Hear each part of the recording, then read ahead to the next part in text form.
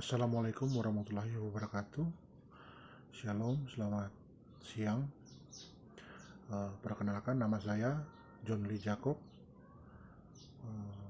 Di sini saya akan coba memberikan sedikit materi tentang peminatan Syahbandaran.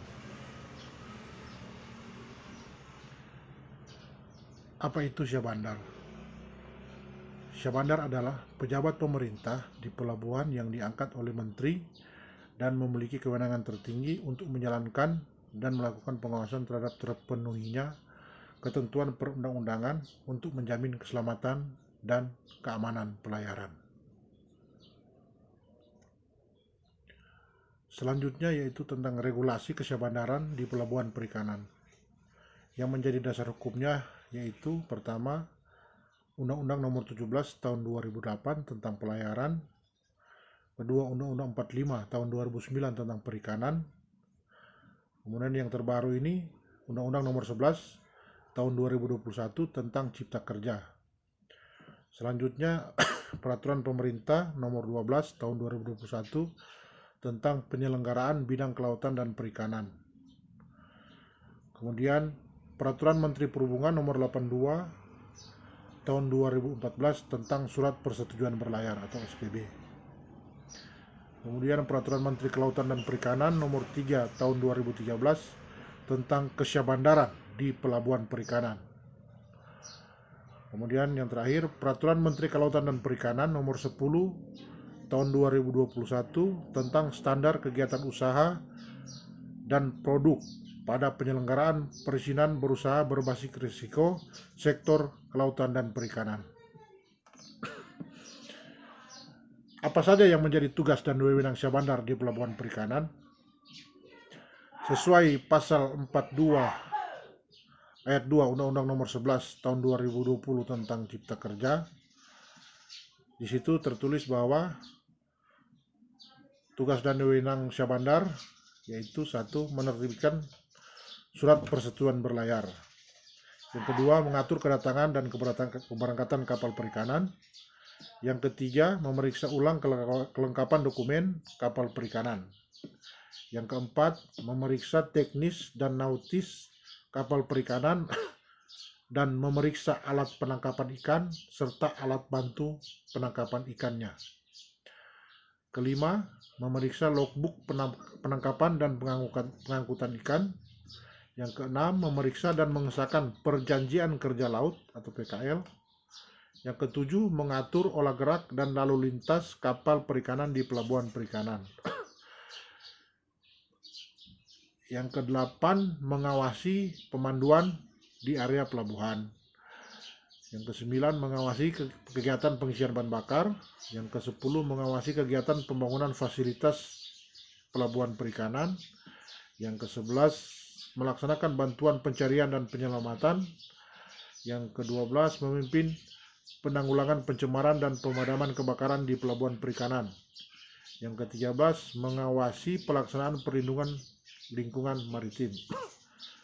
Yang ke-14, memeriksa pemenuhan persyaratan pengawakan kapal perikanan. Yang ke-15, menerbitkan surat tanda bukti lapor kedatangan dan keberangkatan kapal perikanan. Yang ke-16, yang terakhir, memeriksa sertifikat ikan hasil tangkapan. Selanjutnya, kelaikan kapal perikanan. Kelaik lautan kapal adalah keadaan kapal yang memenuhi persyaratan keselamatan kapal, pencegahan pencemaran laut dari kapal, pengawakan, pemuatan, kesehatan dan kesejahteraan awak kapal serta penumpang, dan status kapal untuk berlayar di perairan tertentu. Kelaikan kapal perikanan bisa kita bagi dalam 3 bagian. Yang pertama, laik laut. Meliputi laik laut secara teknis, yaitu kondisi fisik kapal, perlengkapan kapal, stabilitas kapal, dan daerah pelayaran. Laik laut secara administrasi yaitu gross akte, surat ukur, pas tahunan, dan surat kelaikan dan pengawakan. Selanjutnya, laik tangkap meliputi laik tangkap secara teknis, yaitu berupa kondisi fisik kapal, perlengkapan kapal, stabilitas kapal, dan daerah pelayaran, di mana kapal memenuhi tipe sesuai alat tangkap yang akan dioperasikan di kapal. Laik tangkap secara administrasi, yaitu meliputi berupa gross akte, surat ukur pas tahunan, surat kelaikan dan pengawakan, kemudian surat izin usaha penangkapan ikan, dan surat izin penangkapan ikan. Yang ketiga, laik simpan. Dalam hal ini, laik simpan itu berupa penanganan ikan di atas kapal, yang selanjutnya bagaimana kita memproses ikan, di mana setelah ikan diproses kita simpan, terkait penyusunan ikan di dalam palka, dan terakhir itu pembongkaran pada saat kapal sudah tiba di pelabuhan. Kemudian kita akan membahas di sini tentang jenis-jenis mesin bantu kapal perikanan terkait kelaikan kapal perikanan itu sendiri, di mana ada 5, yaitu pertama winch atau derek, yang biasanya kita temui atau bisa kita lihat kalaupun kita memang sudah bisa pernah mengikuti kapal ikan. Ada pada Pukatela, Purus Line Winch, Line Drum Winch, dan Net Drum Winch. Kemudian ada power block, biasanya digunakan untuk menarik jaring dari pukat cincin dan jaring insang.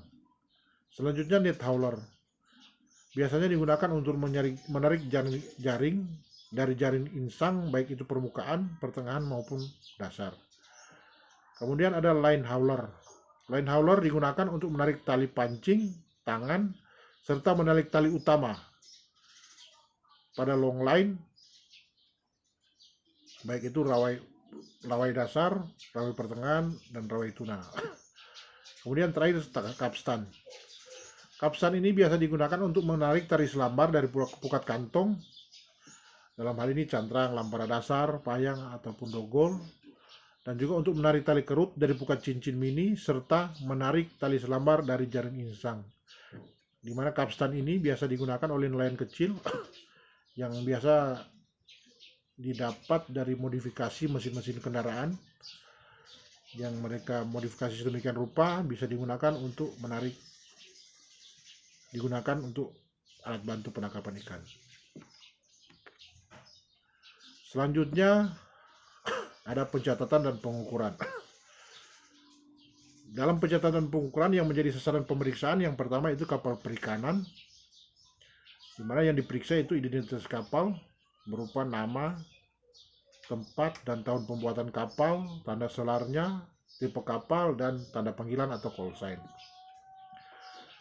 Kemudian ukuran pokok kapal berupa panjang, lebar, dan dalam, hubungannya dengan gross ton dan net ton, dan gross GT dan NT kapal. Selanjutnya yang diperiksa yaitu bahan konstruksi kapal, apakah itu berupa baja, ataupun kayu, ataupun fiberglass, ataupun laminasi atau gabungan.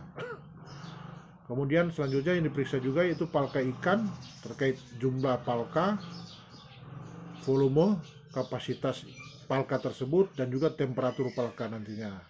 Yang terakhir sanitasi dan higienis.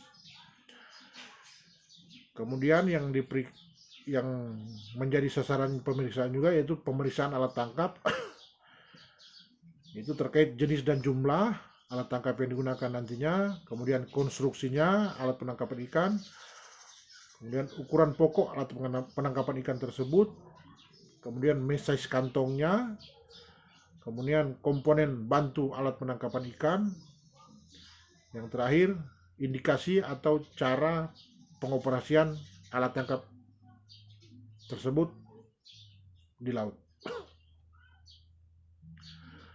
Yang ketiga itu sasaran pemeriksaannya itu mesin induk, di mana yang kita periksa itu merek mesinnya, kemudian daya mesinnya, Dan yang terakhir nomor seri mesin, di mana nomor seri mesin ini biasanya kita dapat mengetahui pada plate mesin itu sendiri, nameplate, ataupun pada body mesinnya itu pada sekitar di bloknya. Biasanya itu tercatat di situ apakah dia dalam huruf timbul ataupun dalam huruf yang digali, kayak dipahat seperti itu. Di situ kita tinggal menggunakan peralatan untuk biasanya itu untuk menggunakan kertas, kita mengasir dengan menggunakan alat tulis.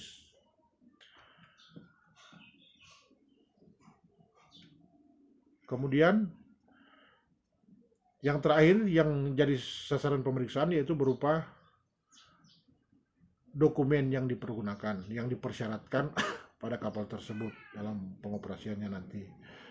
Yang pertama yaitu surat izin usaha penangkapan, kemudian CP, surat izin penangkapan ikan ataupun surat izin kapal pengangkut ikan.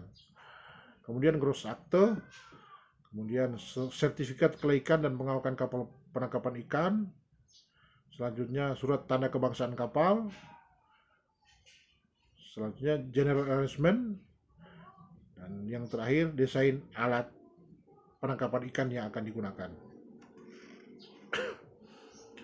Kemudian kita masuk pada pengawakan kapal.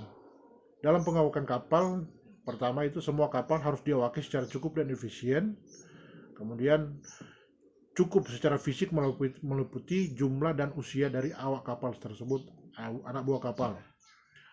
Yang ketiga, cukup secara administrasi meliputi terdaftar sebagai ABK, anak buah kapal, dan bersertifikat keterampilan serta sehat jasmani dan rohani. Yang keempat, efisiensi dalam hal ini mempunyai arti cakap, berpengalaman, bertanggung jawab, dan berkepribadian. Untuk bekerja di atas kapal ada beberapa persyaratan yang harus kita penuhi, yaitu berupa pertama, kita harus memiliki sertifikat kepelautan. Yang kedua, memiliki badan yang sehat jasmani dan rohani yang dibuktikan dengan pemeriksaan kesehatan dari rumah sakit yang ditunjuk. Kemudian pengukuhan atau endorsement bagi yang memegang jabatan minimal itu officer on watch, petugas jaga. Kemudian harus memiliki perjanjian kerja laut, memiliki buku pelaut, harus disijil, memiliki buku kesehatan yang diterbitkan oleh Dinas Kesehatan Pelabuhan, dan juga memiliki paspor. Paspor ini berlaku bagi yang berlayar ke luar negeri yang diterbitkan oleh imigrasi pelabuhan. Selanjutnya perjanjian kerja laut. Perjanjian kerja laut adalah perjanjian perorangan yang ditandatangani oleh pelaut Indonesia dengan pengusaha angkutan di perairan. Di mana perjanjian kerja laut ini memiliki tujuan untuk memberikan perlindungan hukum kepada awak kapal yang dapat dijadikan alat bukti apabila terjadi perselisihan di antara kedua belah pihak, baik awak kapal itu sendiri, ABK kapal itu sendiri dengan pihak perusahaan. Isi dari perjanjian kerja laut antara lain, selain identitas ABK tersebut, yang menjadi poin penting di sini yaitu terkait jabatan pelaut itu di atas kapal nantinya. Kemudian jumlah upah pelaut yang akan dia dapat. Kemudian jumlah pembayaran uang cuci tahunan, tunjangan kesehatan dan perlindungan jaminan sosial yang akan diberikan kepada pelaut oleh pemilik kapal, dalam hal ini BPJS Ketenagakerjaan. Kemudian hak pemulangan kembali ke laut, apakah itu melalui kapal ataupun melalui transportasi lainnya. Yang terakhir, rujukan pada perjanjian kesepakatan kolektif apabila ada. Yang terakhir, kita masuk pada struktur organisasi di kapal. Organisasi di kapal modern biasanya terdiri atas pimpinan tertinggi yaitu nakoda, kemudian terbagi dalam beberapa bagian. Yang pertama bagian dek, di mana bagian dek juga ada turunannya yaitu mualim, mulai dari mualim 1 sampai mualim 3 atau 4 tergantung dengan kebutuhan di kapal. Selanjutnya turun kepada kepala kerja atau serang, dan selanjutnya kepada ABK dek. Kemudian bagian mesin atau KKM, kepala kamar mesin, dikepalai oleh KKM. Kemudian ada masinisnya 1, 2, 3 tergantung kebutuhan. Kemudian ada kepala kerja atau mandor. Selanjutnya turunannya yaitu ABK mesin, dalam hal ini oiler. Yang terakhir mungkin dalam organisasi kapal itu tentang bagian permakanan atau dalam hal ini makanan di atas kapal. Jadi di situ dikepalai oleh chief cook, kepala koki. Kemudian ada bawahannya itu, turunannya itu steward cook, asisten chief cook. Kemudian terakhir ada ABK permakanan. Dalam organisasi kapal perikanan yang banyak kita ketahui, biasanya dikepalai oleh nakoda, kemudian ada mualimnya, ada KKM-nya, setelah itu ada ABK-nya. ABK itu bisa terbagi dalam beberapa bagian, baik itu mesin maupun dek, tergantung jenis alat tangkap juga yang digunakan di atas kapal. Dan yang terakhir ada juga juru masak. Mungkin demikian pemaparan dari saya. Semoga bisa memberikan pencerahan atau bisa memberikan gambaran kepada kita semua tentang apa kira-kira kesyahbandaran itu sendiri. Demikian dari saya. Terima kasih. Selamat siang.